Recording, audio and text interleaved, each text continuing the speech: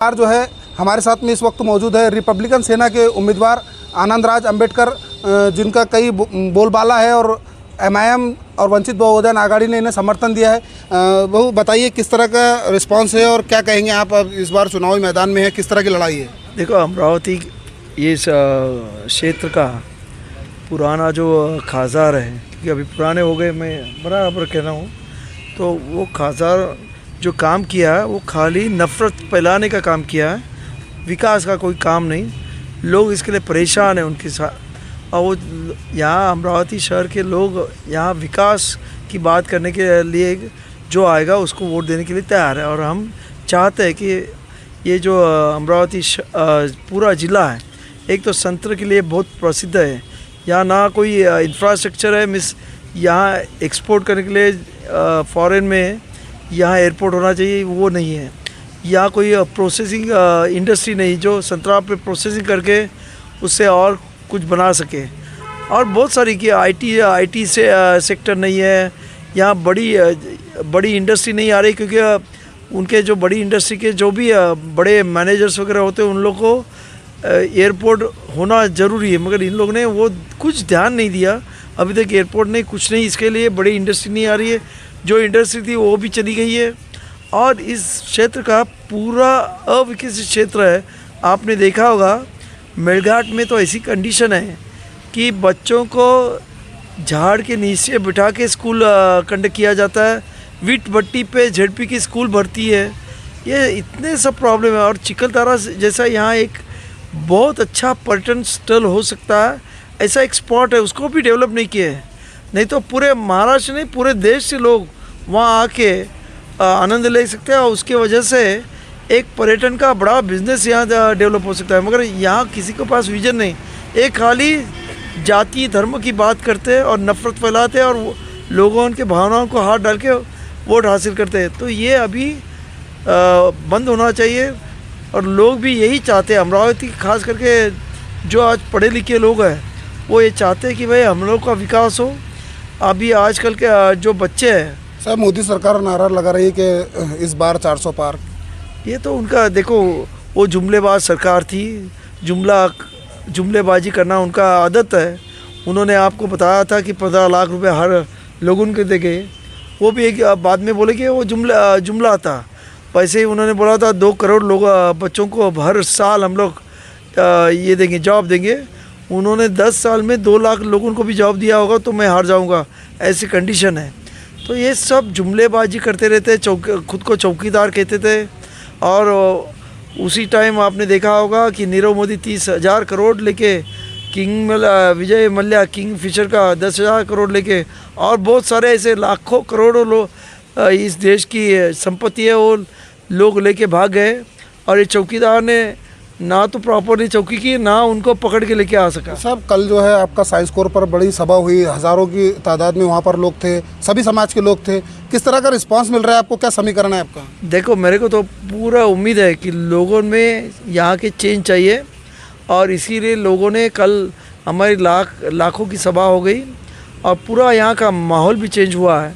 और मुझे एक और ज़्यादा खुशी है कि हमारे जो अल्पसंख्यक भाई है, तो हमारे जो असुदी ओवैसी जो अल्पसंख्यक के लिए पार्लियामेंट में सही मायने में आवाज़ उठाते हैं, सभी लोगों के लिए वैसे आवाज़ उठाते हैं, पर ख़ास करके अल्पसंख्यकों के प्रश्न के ऊपर ख़ास करके वो बातें करते हैं। उन्होंने भी हमें सपोर्ट दिया, और इसी वजह से यहाँ की जो लोकल अल्पसंख्यक जो लोग हैं वो हमसे बड़े तादाद में जुड़ रहे हैं, और लोगों में बड़ा परिवर्तन आ रहा है।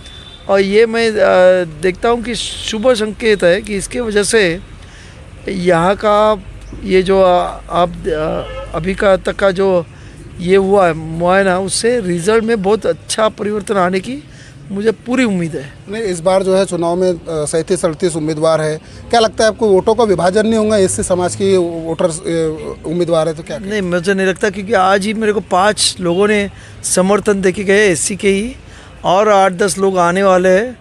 और यहाँ एससी और अल्पसंख्यक अगर इकट्ठा होकर वोट करते हैं तो वो आदमी 100% चुन के आने वाला है।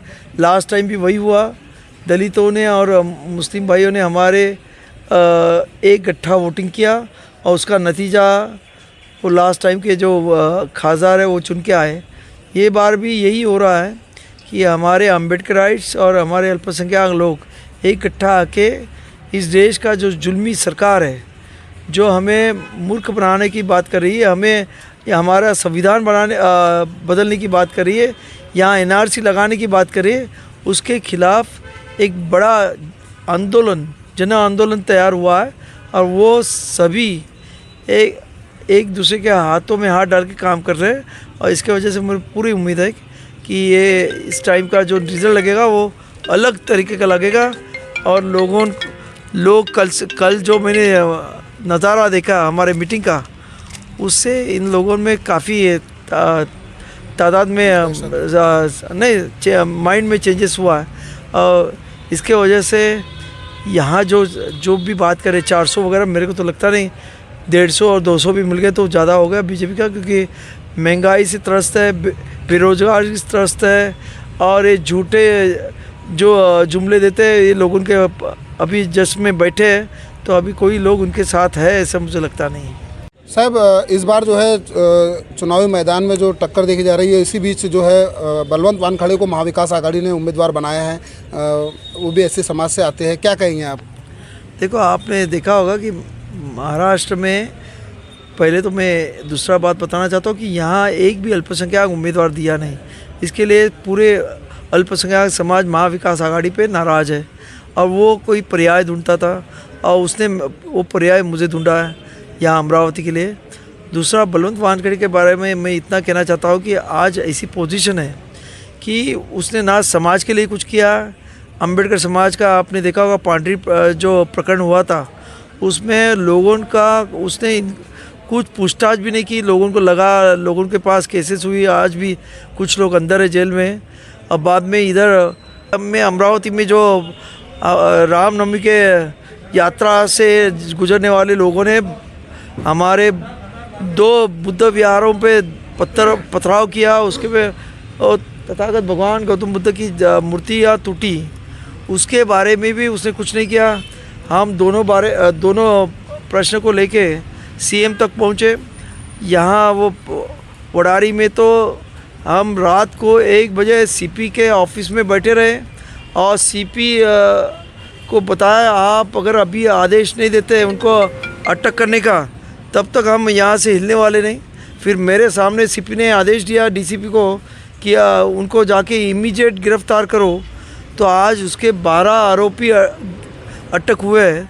तो आज लोगों का कहना है कि यह आदमी अगर कुछ करने वाला नहीं है, कर नहीं सकता है, ना हिंदी बोल सकता, ना अंग्रेजी बोल सकता, वो पार्लियामेंट जाके करेगा क्या? और इसीलिए, और दूसरा एक बात यह है कि यहाँ के बहुत बड़े अमरावती के कांग्रेस के बड़े बड़े लीडर ये अभी बीजेपी के संपर्क में हैं। वो जाना चाहते थे, मगर बीजेपी के लोगों ने उनको बताया है कि भाई अभी मत आओ, अगर आप अभी आएंगे तो आनंदराज अंबेडकर को 1 साइडेड ये दलित और मुस्लिम वोट मिलेंगे। और उसके लिए उसको खड़ा करके रखा है, उसका कोई मायना रखते नहीं। वो इलेक्शन में मेरे हिसाब से कोई अभी उनका मतलब नहीं है, क्योंकि आपने कल देखा होगा कि हमारी लाखों की सभा हुई, अंबेडकरी समाज 1 साइडेड हुआ है। और इसके लिए ये जो अभी जो खड़े हैं वो मेरे हिसाब से कोई बड़ा ये ज़्यादा वोट लेंगे ऐसा लगता नहीं। और कांग्रेस के बहुत सारे बड़े वर्कर्स वहाँ बीजेपी का काम कर रहे हैं, वो हम लोग को मैसेज है। तो इस वजह से मैं उनको अपना प्रतिस्पर्धी समझता नहीं हूँ।